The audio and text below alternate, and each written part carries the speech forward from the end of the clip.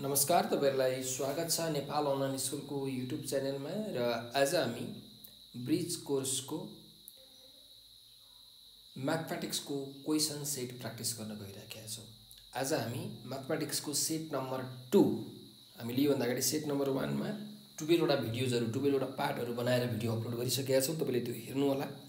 र यो set number 2 मा चाहिँ खास गरी यो सिटिबिटी को लागि मैले क्वेशन बनाएको छु, किनकि सिटिबिटी मा अलि क्वेशन्स चाहिँ सजिलो हुन्छ साइन्स र म्यानेजमेन्ट को भन्दा। त यहाँ केही सजिलो क्वेशन्सहरु तपाईहरुले भेट्न सक्नुहुन्छ। तर यी सजिलो भए पनि राम्रा क्वेशन्सहरु छन्। केहीमा ट्रिकहरु लाग्छ, केही एकदम सिम्पल फर्मुलाबाट पनि भइहाल्छन्। हामीले साना साना कुराहरु चाहिँ बिर्सिराखेका हुन्छौं। त्यो साना साना कुरा चाहिँ तपाईलाई यहाँको क्वेशनले याद दिलाउँछ। त जाउँ हाम्रो पहिलो पाठ सेट 2 को पहिलो पाठ 1 मा। First question, if A is equals to 1 2 3 5 and B is equals to 5 10 15 त A युनियन B भने के हुन्छ भनेर सोधिराखेको छ। त A युनियन B भनेको के हो? A मा भएको सबै लेख्ने, B मा भएको पनि सबै लेख्ने, तर नदोर्याइकन लेख्ने, तर नदोर्याइ लेख्ने हैन, दोर्याउनु चाहिँ भएन। त्यही हो A युनियन B भनेको। त यहाँ 1 2 3 5 छ अनि 10 र 15 लेख्नु पर्यो। 5 त दोर्याएकै छ हैन। त 1 2 3 5 र 10 15 लेख्नु पर्यो। अप्सन नम्बर सी भयो, सजिलो। 2 नम्बरमा जाउँ। A भन्ने सेट दिएको छ 1 2 3 6 9 18। B भन्ने सेट दिएको छ 1 2 3 4 6 8। A इन्टरसेक्सन B निकाल्नु अरे। A इन्टरसेक्सन B भनेको के हो? दुईटैमा कमन के छ हेर्नुस् त। 1 पनि कमन छ, 2 पनि कमन छ, 3 पनि कमन छ, 6 पनि कमन छ। त 1 2 3 6 अप्सन नम्बर ए। सजिलो क्वेशन्सहरु छन् है। 3 नम्बरमा जाउँ। If h equals to HEADIS and t is equals to TAILS भने h इन्टरसेक्सन t कति हुन्छ भनेको छ। अब इन्टरसेक्सन कति हुन्छ हेर्नुस्। यहाँ a मिलो, यहाँ पनि a मिलो, i मिलो, i पनि मिलो, s मिलो, s पनि मिलो हैन। इन्टरसेक्सन भनेको के हो? तीनटैमा मिल्ने। सो ASI हाम्रो मिलो असै साथ हैन। ASI भनेको असै असिस्टेन्ट सब इन्स्पेक्टर चाहिँ मिल्नु भएको छ। ल अर्को क्वेशनमा जाउँ। क्वेशन नम्बर 4 मा if sin x is equals to 3/5 cos x is equals to 4/5 then what is the value of tan x भनेको छ। त tan x भनेको के हो? sin x by cos x हो फर्मुला। त sin भनेको 3/5, sin x भनेको 3/5, cos x भनेको 4/5। सो 3/5 into 5/4 कति आयो? 3/4 आयो। ल अप्सन नम्बर ए 3/4 भयो। मैले के गरे यहाँ तपाईले बुझ्नुभयो नि। यो डिभाइड साइनलाई मल्टिप्लाईमा चेन्ज गरे। यसरी डिभाइडलाई मल्टिप्लाईमा चेन्ज गर्दाखेरि डिनोमिनेटरमा भएको कुरालाई रेसिप्रोकल गर्नुपर्छ, उल्टो बनाउनु पर्छ। 4/5 लाई 5/4 मैले बनाइदिए हैन। ल 5 नम्बरको क्वेशनमा जाउँ है। अब के भनिएको छ? If a aeroplane makes 30-degree angle to the land and flew 2000 meters, then what is the height of the aeroplane from the land? त हेर्नु, एउटा एरोप्लेन रहेछ। यो एरोप्लेन जमिनबाट के भएछ भने अब उडेछ। अब चाहिँ के भएछ? उडेछ। सररररर उडो हो। यसरी उड्दाखेरि यसले चाहिँ के भएछ? ग्राउन्डसँग 30 डिग्री बनाएछ। ग्राउन्डसँग 30 डिग्री बनायो हैन। कति उडेछ? 2000 मिटर उडेछ। त यो 2000 मिटर यहाँ उडो।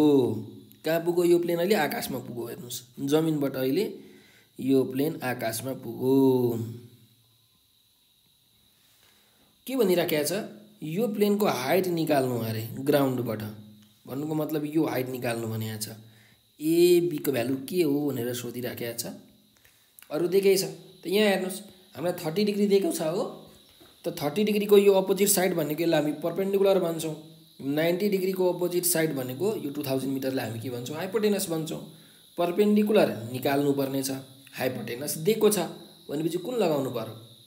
कि त साइन लगाउनु पर्यो कि त कोसेक लगाउनु पर्यो। त साइनै लगाऊ। सो sin 30 भनेको कति हुन्छ? Perpendicular by hypotenuse. परपेन्डिकुलर भनेको AB हो, हाइपोटेनस भनेको AC हो। सो sin 30 भनेको 1/2 एबी भनेको थाहा छैन, निकाल्नुपर्ने यही हो। एसी भनेको 2000, त 2 × 1000 भनेको 2000, एबी कति आयो 1000 मिटर आयो। सो एबीको भ्यालु 1000 हुने रहेछ। हाइट भनेको 1000 मिटर हुने रहेछ हैन, हाइट त निकाल्नु भन्ने आछ। ल अर्को क्वेसनमा जाउँ। What is the value of sin 45 into 2 cos 45? sin 45 into 2 cos 45 कति हुन्छ त sin 45 into 2 cos 45 एकदम सजिलो क्वेसन। sin 45 भनेको 1/√2 into 2, cos 45 भनेको पनि 1/√2। √2 into √2 कति हुन्छ? √2 into √2 भनेको 2 हुन्छ, त 2/2 भनेको 1 भयो। अप्सन नम्बर सी सजिलो। 7 नम्बरमा जाउँ। What is the value of, यो माथि नहेर्नु है, यहाँ sin 230 भन्ने चाहिँ खासमा यो स्क्वायर हो, यो 2 नभएर यो स्क्वायर लेखिएको हो हैन। यहाँ पनि यो 2 नभएर स्क्वायर हो, यहाँ पनि यो 2 नभएर स्क्वायर हो भन्नुको मतलब यहाँ तपाईँले हेर्नु पनि थाहा पाइहाल्नुहुन्छ। sin square 30 plus sin square 45 plus sin square 60 degree भनेको कति हुन्छ सोधिराखेको छ। त sin स्क्वायर 30 भनेको कति हो? sin 30 भनेको 1/2 यसको स्क्वायर। sin स्क्वायर 45 छ, त sin 45 भनेको 1/√2 यसको स्क्वायर। sin 60 भनेको √3/2 यसको स्क्वायर गर्नु पर्यो। त 1/4 प्लस 1/2 प्लस √3 को स्क्वायर भनेको 3/4। एलसियम कति आयो? 4 आयो। त 1 प्लस 2 2 जा 4 प्लस 3 3 4 5 6 6/4। 6/4 भनेको कति आउँछ हेर्नुस् त? 2 3 जा 6 2 2 जा 4 3/2 आयो। त अप्सनमा 3/2 कहाँ छ? यहाँ छ हेर्नु है, 3/2 भनेको यसरी गरिएको क्या। 3/2 कसरी लेखिन्छ? यसलाई मिक्स फ्र्याक्सनमा लेखिएको छ।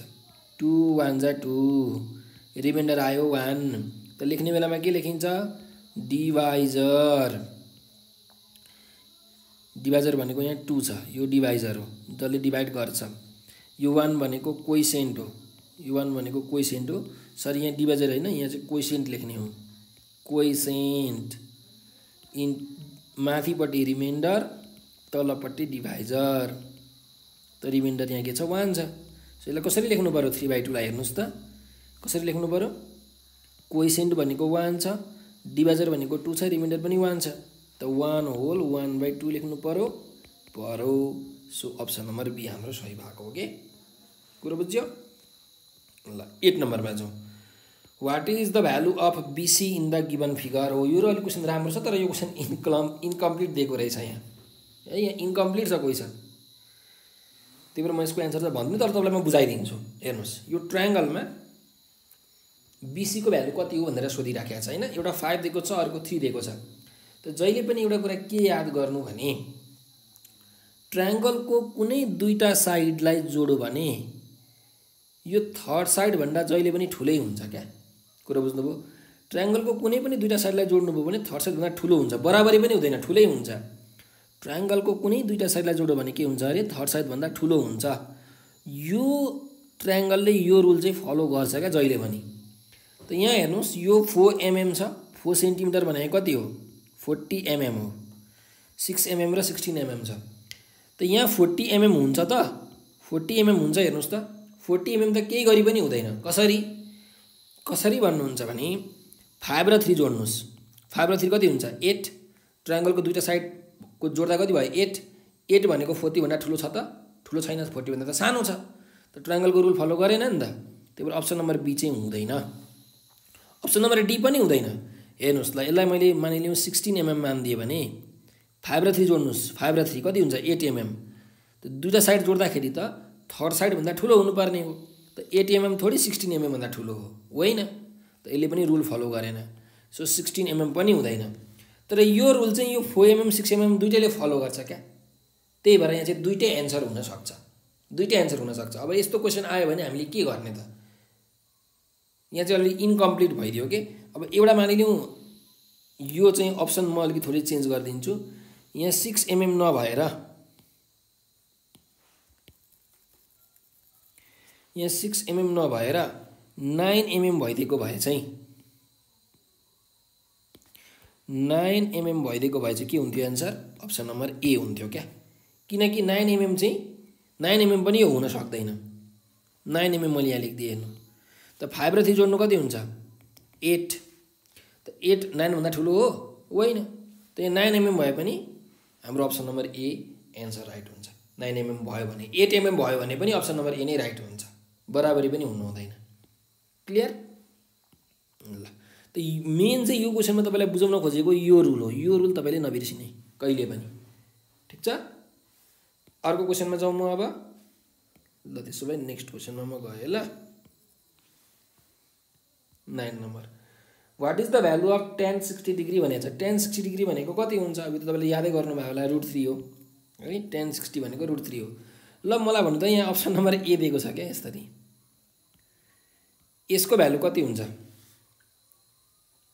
यसको भ्यालु हुन्छ 3 याद गर्नु यसको भ्यालु कति हुन्छ 3 हुन्छ कहिले यसरी झुकाएर दिन सक्छ है त यो बुझ्नु पर्यो नि त हामीले जस्तो हामी के गर्छौं हेर्नुस् त यो स्क्वायर रुट 3 * 3 छ भने 3 लेख्छौं स्क्वायर रुट यहाँ 2 हुन्छ यदि क्यूब रुट छ भने 3 * 3 * 3 छ भने एउटा 3 बाहिर लेख्छौं यदि यहाँ 4 छ भने भित्र रुट भित्र 4 वटा 3 छ भने एउटा 3 बाहिर लेख्छौं त यदि यहाँ मानिलियौ 1 छ भने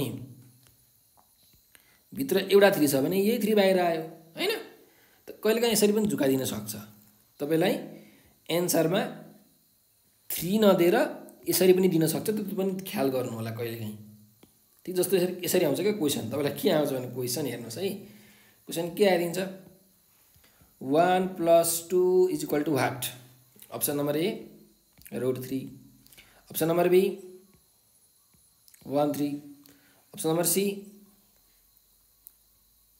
2 option number D cube root of 3 ल टिक लगाउनु भन्छ त यो बेलामा त यो टिक लगाउनु पर्यो नि त हैन त्यही भएर थाहा पाइराख्नु भने मैले ल अरु क्वेशनमा जाउँ 10 नम्बरको क्वेशन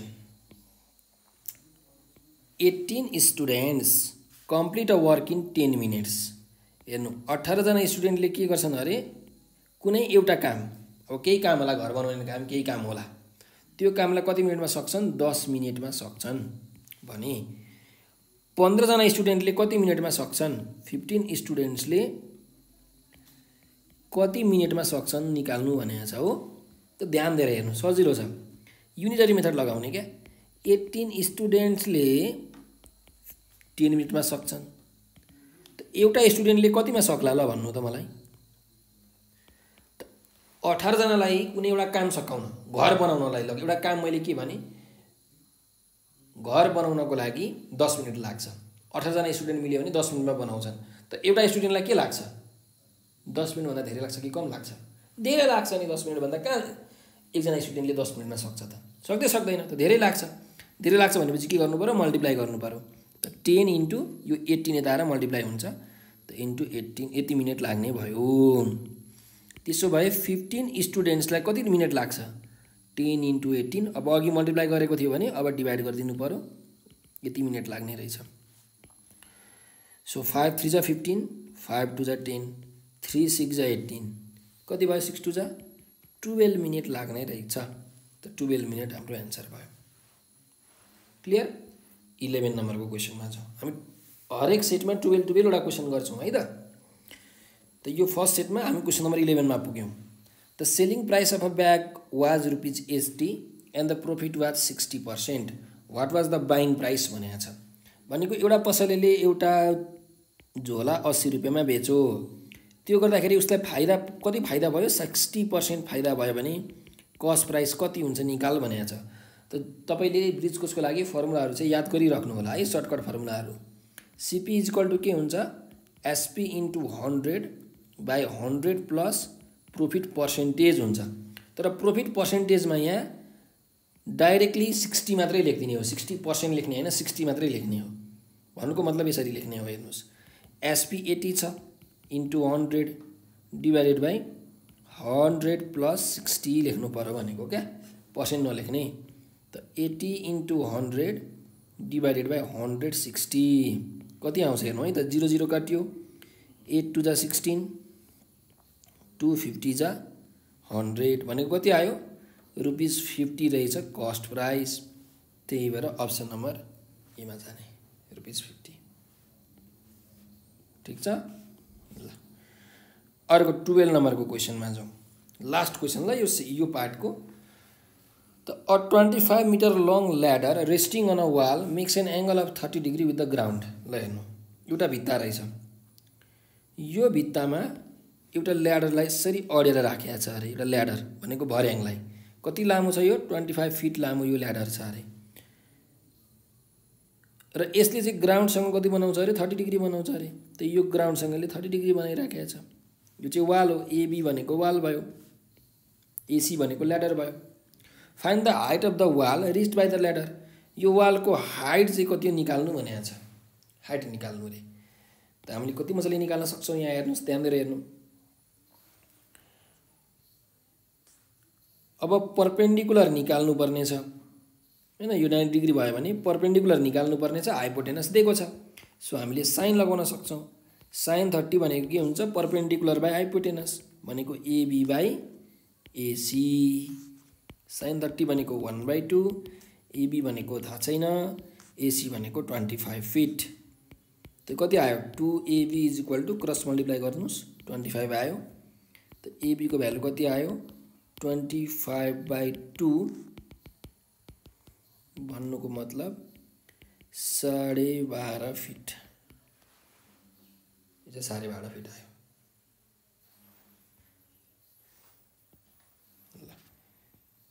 यो हाम्रो प्रब्लम के भयो सल्भ भयो। त यो सँगै हामीले यो सेकेन्ड सेटको पहिलो पार्ट पनि सल्भ गरिसकेका छौँ।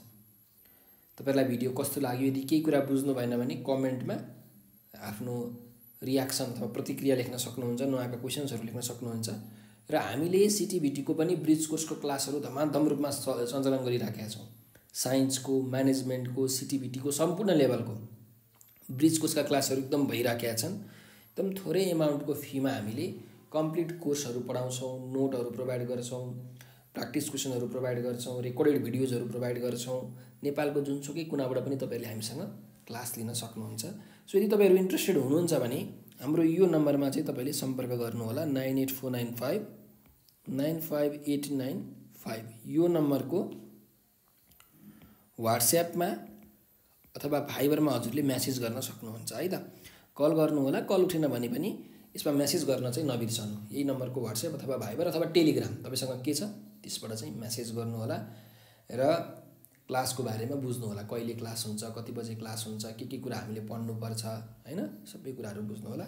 आजको लागि यति नै, हस्त, धन्यवाद।